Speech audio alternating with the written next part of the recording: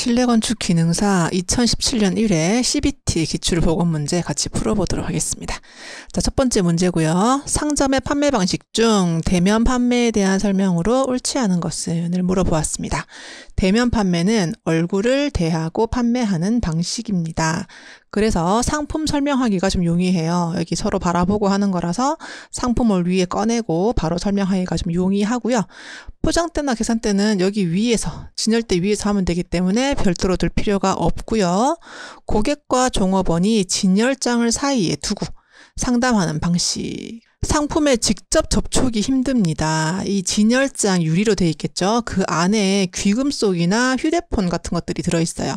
그래서 이분이 꺼내주세요 하면 이걸 점원이 꺼내주는 방식이라서 고객께서 직접 상품에 접촉하기는 어렵습니다. 그리고 측면 판매에 비해 진열 면적도 크다라고 볼 수는 없어요. 4번이 틀린 답입니다.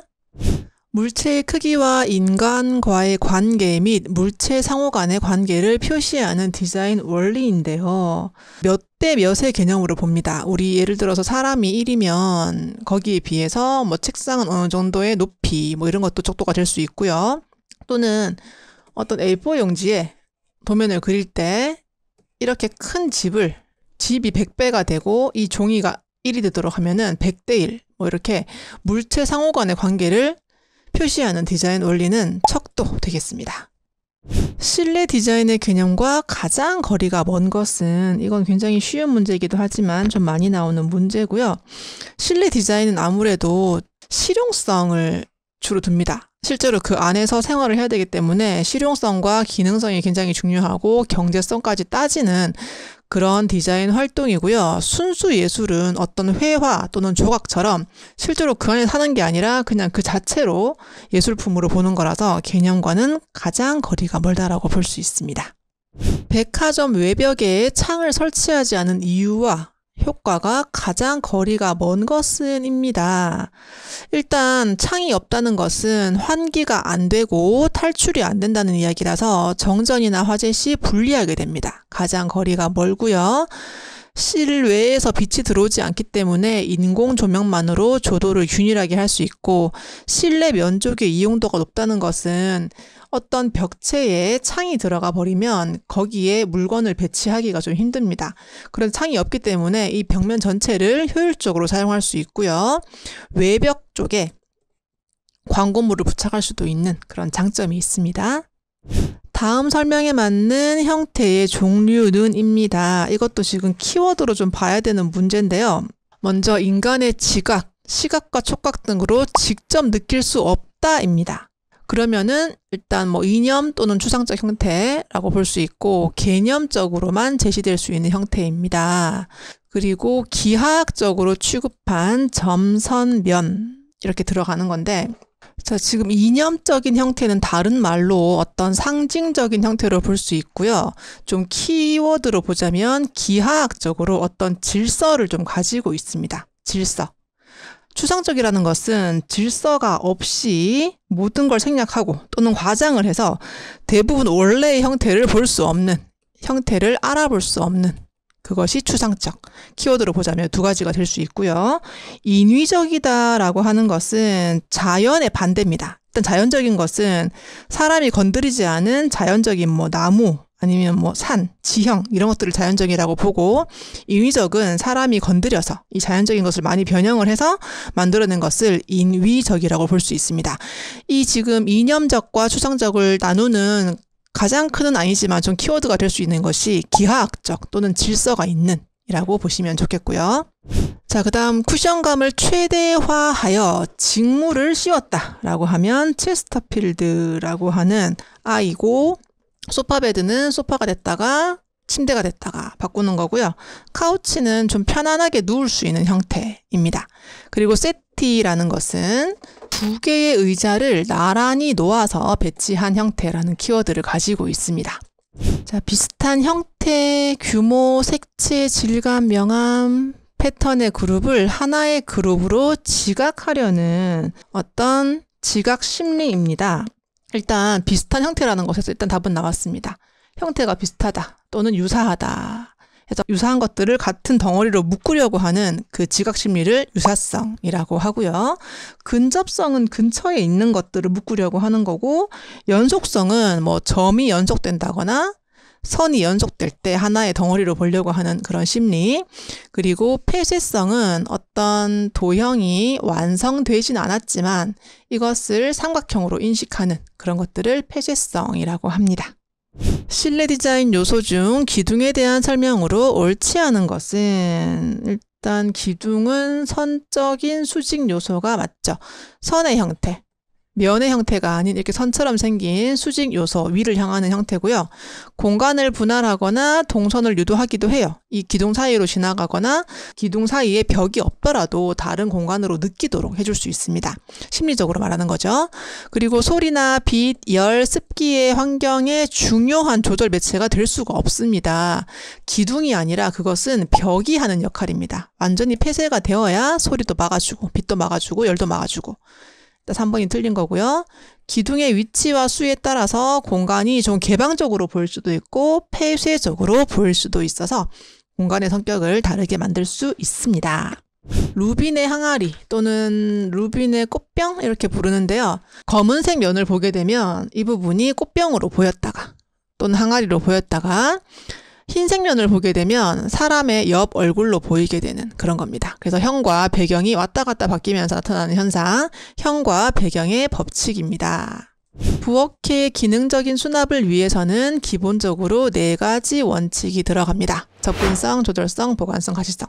4가지가 들어가는데 수납장 속에 무엇이 들어있는지 쉽게 가시, 눈으로 볼 수 있는 원칙, 이것이 가시성입니다. 11번 여닫이 문과 기능은 비슷하나 자유경첩의 스프링에 의해 내외부로 모두 개폐되는 문입니다. 보통 자유경첩의 스프링 위에 붙거나 바닥에 붙으면 플로어 힌지가 됩니다.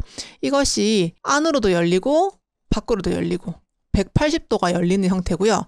자유자재로 열린다고 자재문이라고 봐주시면 되겠습니다. 침대의 종류 중 퀸 사이즈의 크기는을 물어봤습니다.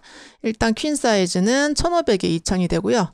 더블보다 이렇게 큰 형태가 되고 킹은 이것보다 더 큰 1600 이상이기 때문에 막 2000에 2000이기도 해요. 그래서 이 중간에 끼어 있는 사이즈가 퀸 사이즈 1500에 2000 되겠습니다.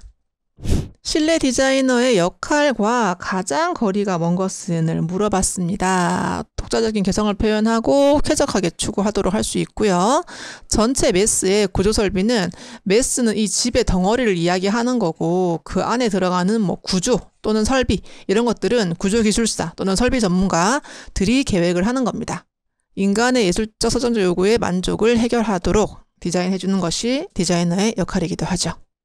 상점의 판매 형식에 대한 설명으로 옳지 않은 것은을 물어보았습니다. 아까 1번으로 대면 판매가 나왔었고요. 측면 판매에 대한 설명이고요. 측면 판매는 상품에 대한 설명이나 포장 작업이 용이하다라고 하는데 이건 다르게 좀 느낄 수도 있겠지만 대면 판매가 조금 더 쉽다고 보고 있어요.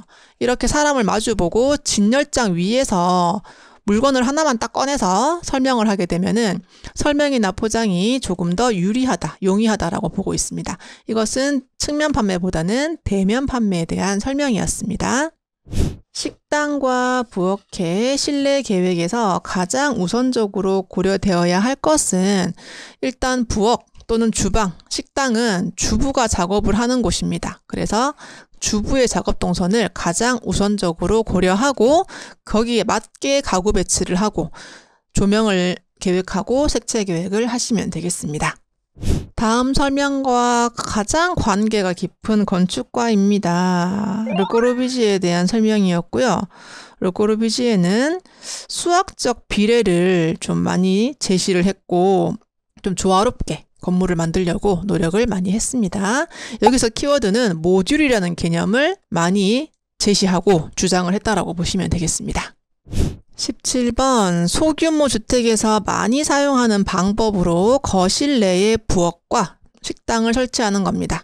거실 안에 부엌도 있고 이렇게 작업대가 있고요. 그리고 밥을 먹을 수 있는 식당도 같이 들어가는데 이 공간이 거실 안에 모두 들어있는 거예요. 그래서 거실에 해당되는 리빙, 그리고 식당에 해당되는 다이닝, 키친에 해당되는 K, LDK가 모두 들어간 형식입니다. 보통은 소규모 주택, 원룸 같은 것에서 많이 쓰이고 틀린 답으로 대규모 주택에서도 많이 쓰인다라고 나오고 있습니다. 자, 실내 공간의 명도가 높은 색, 다른 말로는 밝은 색을 사용했을 때 효과로 적절하지 않은 것은을 물어봤습니다. 명도가 높다는 것은 밝고 시원하게 느껴진다는 어떤 개념 설명이었고요. 차분하고 아늑한 분위기는 명도가 낮고 채도가 낮은 공간에 조금 더 어울리는 분위기가 됩니다. 색깔이 밝기 때문에 실제보다는 시각적으로 넓어 보이게 되고 경쾌하고 좀 가벼운 분위기가 조성이 됩니다.